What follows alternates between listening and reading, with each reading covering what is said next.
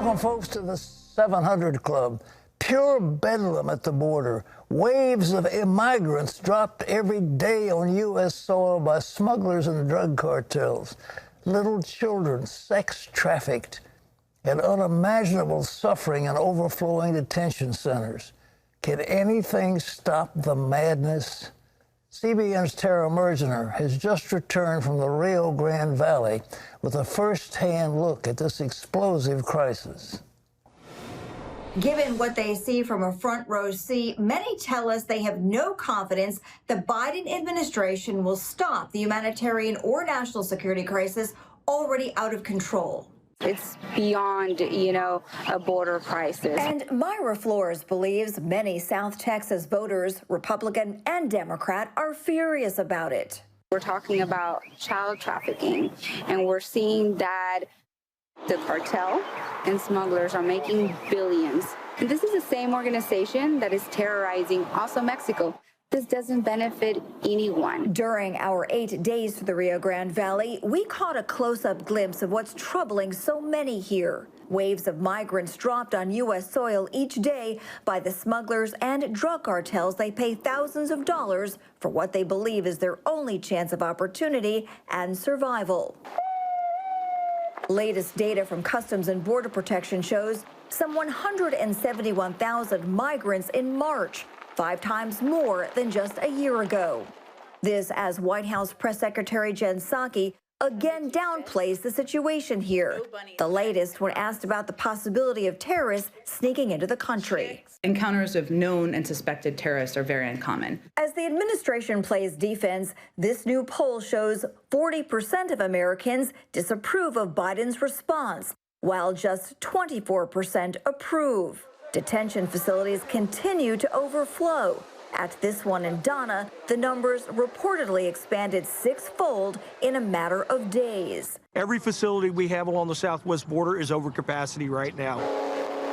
Other critics like Raul Cruz, who live along the river, blame President Biden for rolling back Trump immigration policies he insists were working. They're getting processed and then released. It's not due to Border Patrol's fault. They're out there doing their job. It's due to the new Biden administration's policy, the 100-day no deportation that's going on. We're told it takes about 3 hours of paperwork for every migrant that comes through. As agents rush to quickly process it all, record numbers are being released without court dates that would require them to face a judge. In Washington, I'm Tara Mergener, CBN News. It's a crisis, but the Biden administration won't acknowledge it. What they're trying to do is to just redo whatever Trump did. They've got to rebuild the border wall. They've got to finish that construction. They've got to stop these people coming in. They've got to say clearly, you are not welcome to come into our country unless you come in legally. But they haven't done it. And so there's a flood of people. We're being overwhelmed, and they will not acknowledge it. They hold her to this. Somehow it's a failed narrative that they're going to fix it. They haven't fixed anything, and they must work. They've got to make a statement and stop this. Well, in other news, reviving the Iran nuclear deal. That's President Biden's goal. So what does Israel have to say about it? Ephraim Graham has more.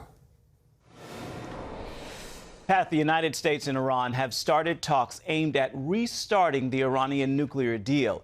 As Chris Mitchell reports from Jerusalem, some fear this development will ultimately help Iran in its quest for nuclear weapons. The announcement came as 4 of the 5 powers who signed the 2015 nuclear deal met with Iranian officials in Vienna. Mediators arranged 2 working groups for the U.S. and Iran. One would discuss removing sanctions imposed by former President Trump, and the other would discuss Iran's enrichment of uranium.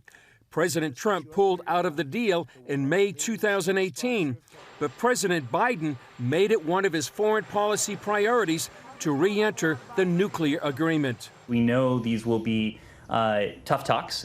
We know there will be difficult discussions ahead. But again, this is a healthy step forward. It's a healthy step forward because it allows us to move forward with what we see is as the only path to achieve what President Biden and as a candidate Biden laid out. and that is a mutual return to compliance. Since Biden became president, Iran began enriching uranium to one step below weapons-grade uranium. Israeli Prime Minister Benjamin Netanyahu warned about re-entering the agreement.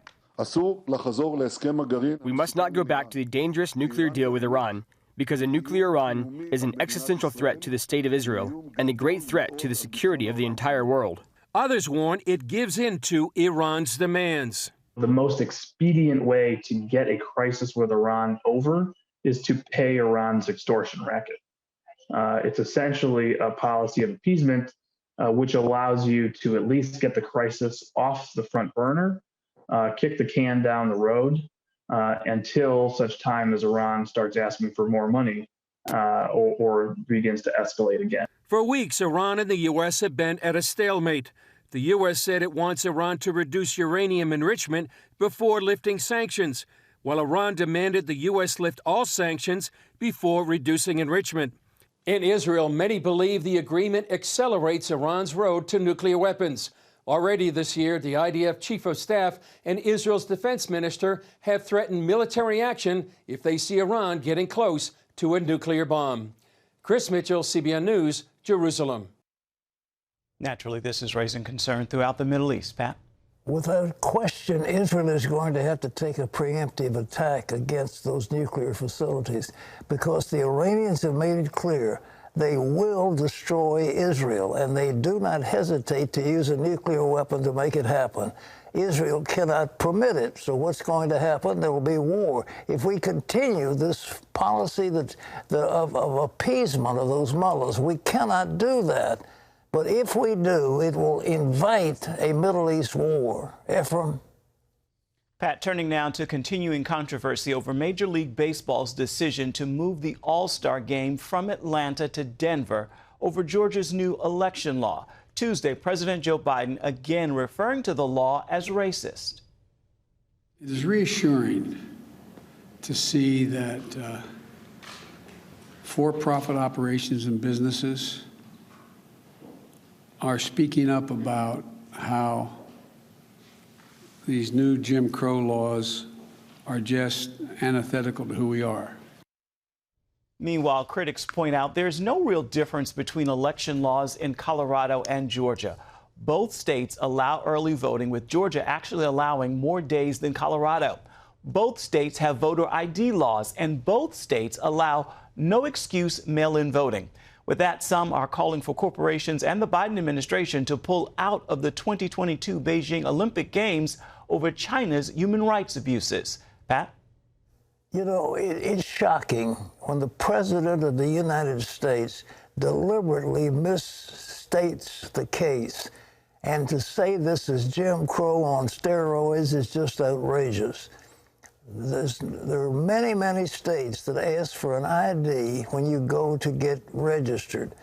Here in Virginia, you've got to show that you are who you claim to are. They want to check you off the roll, and you give them your driver's license or some proof of identification.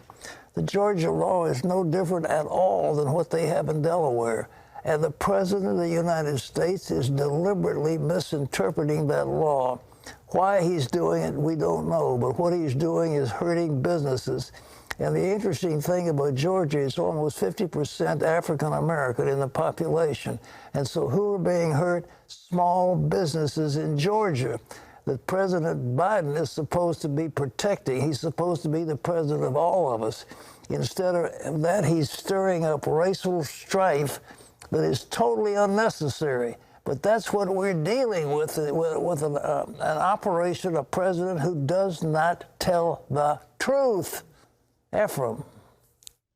Pat, CBS's 60 Minutes is coming under fire from Florida Democrats over a story suggesting Republican Governor Ron DeSantis gave a campaign donor priority to distribute vaccines. The story suggesting DeSantis chose to distribute vaccines through Publix pharmacies because it made a $100,000 contribution to his campaign. That narrative sparking a swift rebuke from two Democratic officials in the state. The director of the state's Division of Emergency Management calling the insinuation of pay for play pure malarkey, tweeting, period, full stop, no one from the governor's office suggested Publix. Palm Beach Mayor Dave Kerner issued a statement accusing 60 Minutes of putting out, quote, intentionally false information. On Fox News, DeSantis said the report left out his full explanation of why Publix was chosen. They edited out all the key facts. I gave a very detailed 2-minute response at the press conference. The reason why Palm Beach wanted to do Publix, they have 65 Publix and 90% of their seniors live within 1.5 miles. And so we were in a situation where that was very convenient and it made a lot of sense. CBS cut that out and they acted like we weren't trying to make it widely available. CBS defended the story, saying it routinely edits footage for clarity. Pat? Folks, you've got to understand what the game is. The Democrats right now do not have a public figure to run. Biden cannot possibly have another term. There is no way that a man of that mental capacity can run again for office. So who do the Democrats have? They have a failed governor in California. They have a failed governor in New York. So who is their champion? They don't have one. So who is the Republican champion? Well, DeSantis is coming out as one of the great governors. And what he is doing is amazing, what he has done in Florida. Just simply amazing. So what do the Democrats want to do? What does the liberal media want to do? They want to tear him down. So he cannot be a appropriate standard bearer for the Republican Party. And so this hit piece by CBS was just outrageous. I mean, they cannot propose any longer as a legitimate news source with that hit piece. It was so outrageous to claim that he's using public markets as a payoff for campaign contributions. I mean, even the Democrats in Florida are saying this was outrageous. But that's the game. They want to destroy anybody who will stand against their liberal agenda. And you and I and the rest of Americans can't let it happen. Ephraim? Pat, more Americans are getting their COVID-19 vaccination, setting a new record of 4 million vaccines in a single day. As Charlene Aaron shows us, the president is now moving up the deadline to make the shots available to all. President Biden is bumping up his deadline by 2 weeks for states to make all adults in the U.S. eligible for COVID vaccines. But even as he expressed optimism about the pace of vaccinations, health officials warn the nation is not out of the woods yet. The president cheering people for getting their shots Tuesday as he visited a vaccination site in Virginia. Later at the White House, moving up the vaccination eligibility deadline to April 19th. Every part of this country, every adult over the age of 18 or older will be eligible to be vaccinated. No more confusing rules. No more confusing restrictions. Nearly 42% of all adults have received at least one dose of the vaccine, including 80% of teachers, school staff, and child care workers. Indiana recently joined a growing number of states easing restrictions, lifting mask mandates. Still, health officials urge caution, fearful of a possible fourth wave. But according to data from Johns Hopkins University, nearly half of the nation's new COVID-19 cases are concentrated in just 5 states. The CDC blames highly transmissible variants that are affecting mostly young adults and children, as well as youth participation in sports and other group activities. We are learning that many outbreaks in young people are related to youth sports and extracurricular activities. According to CDC guidance, these activities should be limited. Meanwhile, Dr. Anthony Fauci says the federal government will not require Americans to get so-called vaccine passports to prove they've gotten shots. Governors in Florida and Texas have signed executive orders banning vaccine passports. Charlene Aaron, CBN News. Country inching closer to herd immunity. Pat? Well, you know, I've told you the other day, on Friday, I got the J&J one-shot vaccine. I didn't even have a sore spot where they gave it. I've had absolutely no ill effects whatsoever, and it would be good if you could get it. And I think it's got to be made available, but let's not, again, turn this country over to Fauci and his gang of socialists who want to keep you from doing anything.